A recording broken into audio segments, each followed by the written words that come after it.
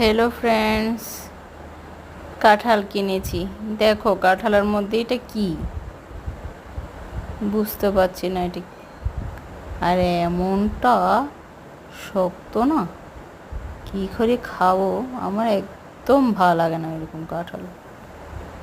কিসের জন্য ওটা কিনলাম ভেবে পাচ্ছি না। তোমরাই দেখো।